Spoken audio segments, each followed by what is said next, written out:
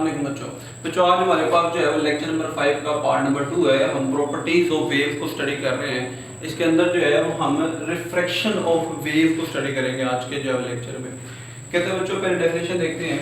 When a wave passes from one medium to another at an angle, its wavelength and speed change, causing the wave to change direction। कहते हैं बच्चों कि जब wave एक medium से निकलती है और दूसरे मीडियम में जाती है तो इसके अंदर दो इफेक्ट होते हैं।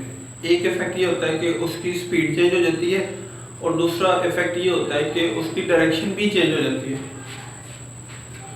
दिस प्रोसेस इज कॉल्ड बच्चों रिफ्रैक्शन। इसको जो है वो हम इस स्पीड का और डायरेक्शन का चेंज होने का अमल जो है इसको हम रिफ्रैक्शन का नाम देते हैं।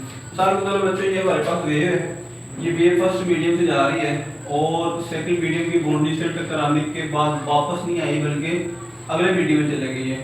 लेकिन जैसे अगले मीडियम में गई है तो अपने सीधे रास्ते से ये बेंड कर गई। अब इसका सीधे रास्ते से बेंड कर जाने का अमल जो है ये रिफ्रैक्शन कहलाता है। ठीक है, अब हम देखते हैं बच्चों रिफ्रैक्शन होती क्यों है। When wave passes from one medium to another and change the direction due to change in speed. कहते हैं बच्चों जब वेव एक मीडियम से दूसरे में जाती है तो उसकी डायरेक्शन चेंज होती है। क्यों डायरेक्शन चेंज होती है? क्योंकि उसकी स्पीड चेंज होती है। अब स्पीड क्यों चेंज होती है बच्चों? इसकी भी वजह है कि हर मीडियम की डेंसिटी दूसरे के लिहाज से चेंज है। कुछ मीडियम के अंदर पार्टिकल एक दूसरे के करीब है, उनकी डेंसिटी ज़्यादा है, वहाँ पे वेव का ट्रैवल करना मुश्किल है।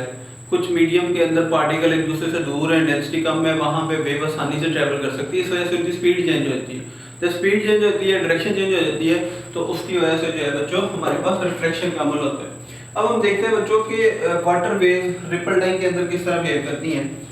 As the water waves cross into the shallow region, ripple tank के अंदर जो है हमने बच्चों देखा था जैसे ही हम मोटर जो है वो चलाते हैं तो जो डिस्टर्बर है उसकी वजह से वाटर वेव्स पैदा होती हैं।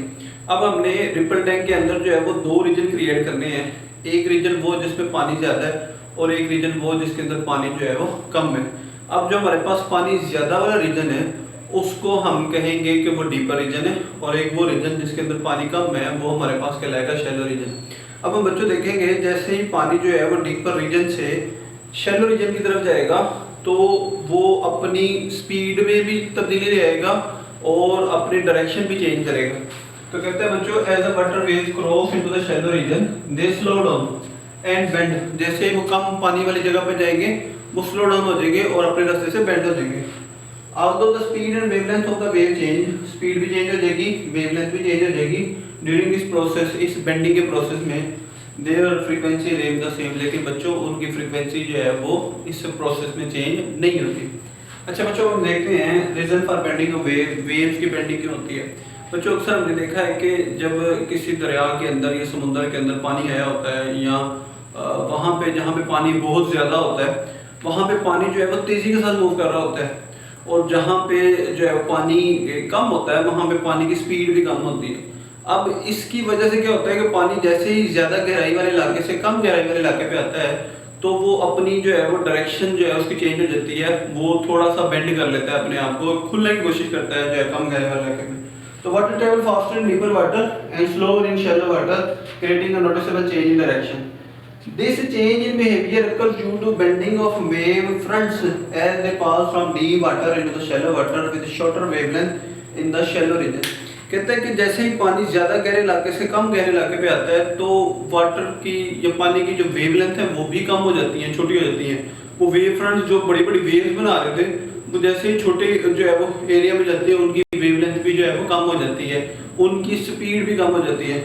उससे क्या होता है बच्चों, this bending shows how the direction and spacing of waves affected by the depth of the water। इस तरीके से जो है जैसे ही हमारे पास ये रिफ्रैक्शन का अमल होता है तो हमें पता लगता है कि किस तरह जो है वो जो है पानी ज़्यादा गहरे से कम गहरे इलाके में जाने के बाद जो है वेव फ्रंट्स बड़े से छोटे में कन्वर्ट होने के बाद जो है वो पानी बेंड कर गया, अपने रास्ते से हट गया। और इस बच्चों हम जो है वो बेंडिंग के अमल को या डायरेक्शन चेंज करने के अमल को या स्पीड चेंज करने के अमल को जो है बच्चों रिफ्रैक्शन ऑफ वेव्स कहते हैं। तो ये रिफ्रैक्शन का अमल भी बच्चों इसकी एप्लीकेशन भी हर जगह पे है।